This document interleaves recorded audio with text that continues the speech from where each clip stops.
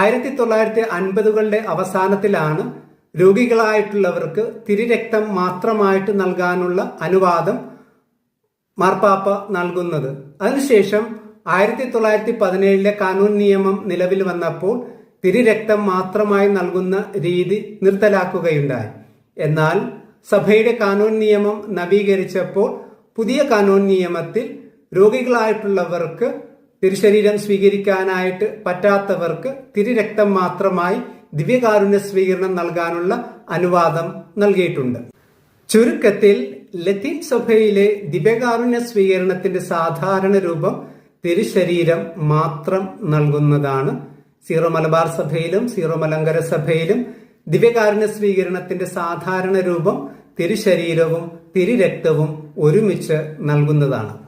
വിശ്വാസികൾക്ക് തിരുശരീരം മാത്രമായി നൽകുന്നത് ദൈവശാസ്ത്രപരമായി എന്തെങ്കിലും തടസ്സങ്ങൾ ഉള്ളതുകൊണ്ടല്ല, മറിച്ച് ദിവ്യകാരുണ്യ സ്വീകരണം ഇരു സദൃശങ്ങളിലും നൽകാനുള്ള പ്രായോഗിക ബുദ്ധിമുട്ടുകൾ ഉള്ളതുകൊണ്ടും ദിവ്യകാരുണ്യം അശ്രദ്ധമായി കൈകാര്യം ചെയ്ത് നിന്ദിക്കപ്പെടാതിരിക്കാനും വേണ്ടി മാത്രമാണ്.